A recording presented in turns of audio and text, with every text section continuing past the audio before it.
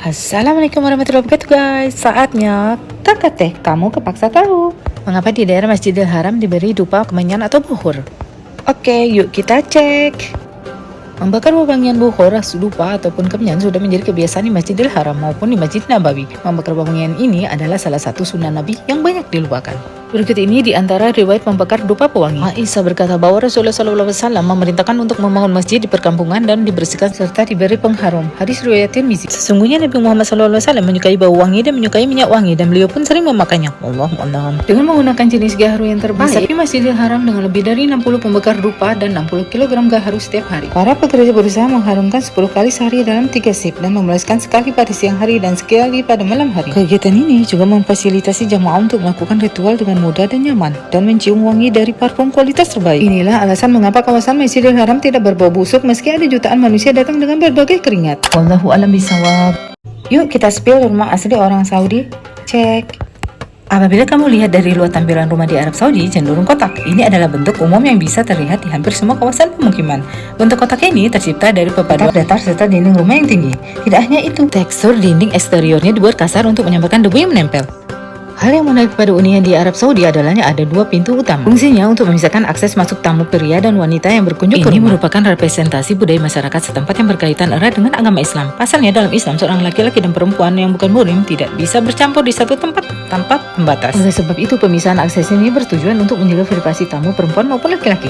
Hunian di daerah Timur Tengah biasanya mengusung konsep lesehan. Tempat duduk yang biasa mereka gunakan adalah bantalan sofa dengan ataupun tanpa sandaran. Tidak sedikit juga ada orang Saudi yang menggunakan sofa atau kursi dengan kaki. Tidak jarang penghuni rumah hanya menggambar karpet peludru atau sutra di area duduk. Tapi benar-benar empuk guys. Nah seperti aku kali ini bersantai dengan harga sate ayam di Saudi. Cek. Kira-kira berapa ya harganya ya? Cerita sedikit ya, jadi aku dalam perjalanan dari Mekah ke Madinah nggak sengaja ketemu restoran Indonesia di tempat rest areanya jalan tol menuju Madinah. Namanya itu Bali Restoran. Dan ternyata di restoran Bali ini ada beberapa menu makanan khas Indonesia. Dari gado-gado, nasi goreng, dan lain-lain. Dan karena aku rindu makan sate ayam, jadi aku order deh. Tapi sayangnya di sini dia tulis di menunya itu dalam bahasa Arab. Jadi aku belum bisa kepoin berapa harganya tuh. Nanti aku tanya ke suami aku. Nah ini dia penampakannya di restoran Bali ini. Sate ayamnya ya Allah besar-besar ya guys.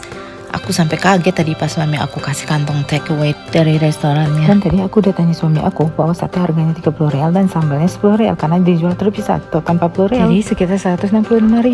Menurut kamu worth it gak ya? Kali ini guys aku ingin membahas harga tanah termahal di dunia. Oke yuk kita cek. Tanah adalah karunia Allah yang suplainya tidak bisa ditambah, maka tak heran kalau harga tanah terus naik. Besar tidaknya kenaikan harga tanah tentu saja sangat tergantung pada lokasi.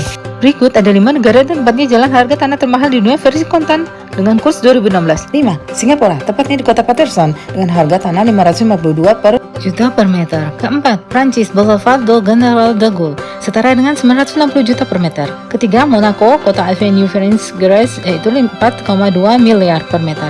Kedua, London, Inggris, itu dengan harga 5,26 miliar. Kesatu, tada! Siapa yang kesatu?